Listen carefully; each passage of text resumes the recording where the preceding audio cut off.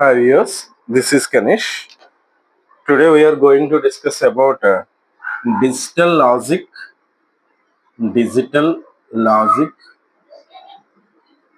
and computer organization topics.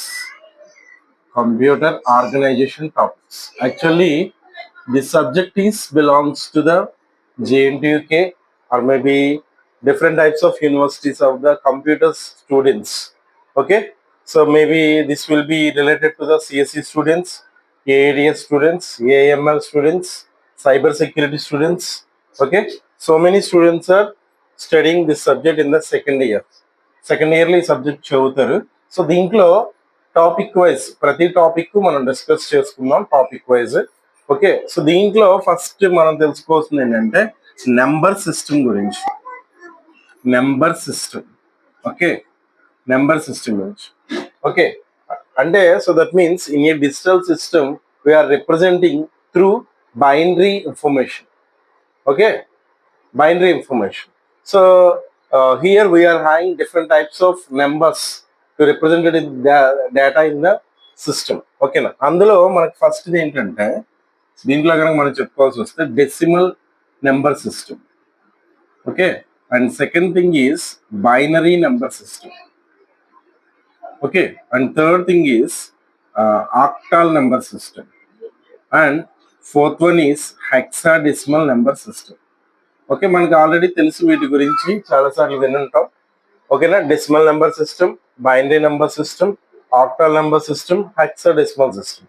Okay, అయితే decimal కి base ఎంత ఉంటుంది అంటే 10 ఉంటుంది, రాడిక్స్ అంటారు దీన్ని. అలాగే దీనికి బేస్ ఎంత ఉంటుంది అంటే 2 ఉంటుంది, దీనికి బేస్ ఎంత ఉంటుంది అంటే 8 ఉంటుంది, హెక్సాడెసిమల్ కి 16 ఉంటుంది. ఓకేనా, అయితే ఇక్కడ మనం తెలుసుకోవాల్సిన విషయం ఏంటంటే how we can convert the decimal numbers to remaining base numbers. అంటే ఫర్ ఎగ్జాంపుల్ డెసిమల్ నుంచి బైనరీకి మార్చొచ్చు, బైనరీ నుంచి ఆక్టాల్కి మార్చొచ్చు, ఆక్టాల్ నుంచి హెక్సాడెసిమల్కి మార్చొచ్చు, హెక్సాడెసిమల్ నుంచి డెసిమల్కి మార్చొచ్చు. ఓకేనా, so we try to see one by one.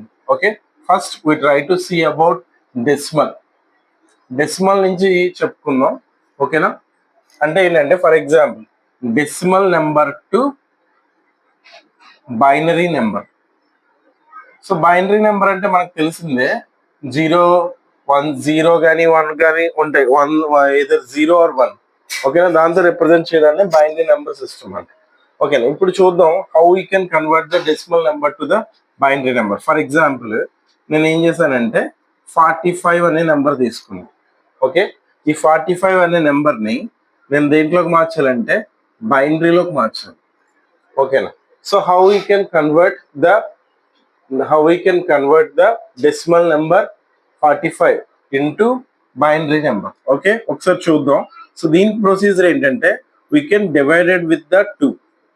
ఓకేనా, అంటే ఇక్కడ మనం చేస్తున్న ఏంటంటే సింపుల్ లాజిక్ ఏంటంటే when we are convert the decimal number to binary we need to divide with the 2. Okay, in the same way if we are converting the decimal number to octal then we can divide with the 8.